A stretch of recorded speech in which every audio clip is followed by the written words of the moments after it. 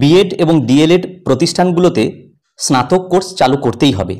কেন্দ্রের ফরমানে বন্ধের মুখে রাজ্যের প্রায় 1200টি বিএড কলেজ।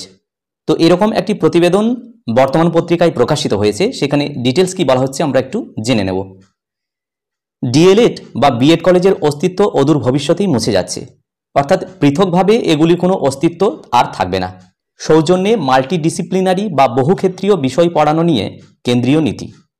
এই ধরনের প্রতিষ্ঠানগুলোতে সাধারণ ডিগ্রি কলেজের মতো বিএ, বিএসসি বা বিকমের মতো কোর্স পড়াতে হবে, না হলে নয়া পদ্ধতির শিক্ষক শিক্ষণ কোর্স অর্থাৎ আইটিইপি চালুর অনুমতি মিলবে না। আর এর ফলেই রাজ্যের প্রায় 1200 সরকারি এবং বেসরকারি বিএড এবং ডিএলএড কলেজ বন্ধ হওয়ার আশঙ্কা। শিক্ষক শিক্ষণের কেন্দ্রীয় নিয়ামক সংস্থা এনসিটিই একটি খসড়া নীতি প্রকাশ করেছে। তাতে বলা হয়েছে 2025-26 শিক্ষাবর্ষ থেকেই নয়া পদ্ধতির কোর্সগুলি চালু করা হচ্ছে। তবে এখন পর্যন্ত দেশ জুড়ে 65 অর্থাৎ 65টি প্রতিষ্ঠানই এরকম কোর্স চালানোর জন্য উপযুক্ত রয়েছে বলে বলা হচ্ছে, কারণ সেখানে অন্যান্য বিষয় এবং শাখার ডিগ্রি কোর্স চলে।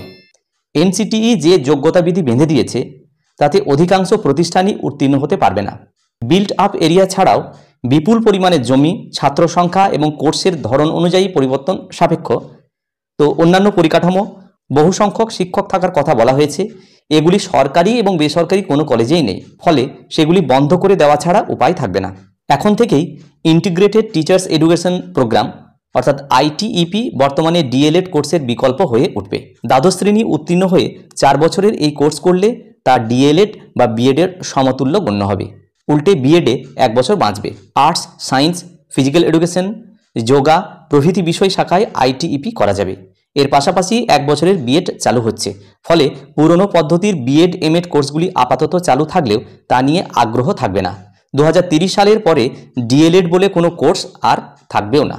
কলেজগুলিতে 2028-এর মধ্যে পরিকাঠামো উন্নয়ন এবং শিক্ষক নিয়োগের চূড়ান্ত সময়সীমা বেঁধে দিয়েছে এনসিটি।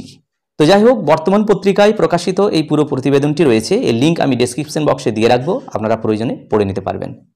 ভিডিওটি সকলকে দেখার জন্য ধন্যবাদ। সকলে ভালো থাকুন, সুস্থ থাকুন।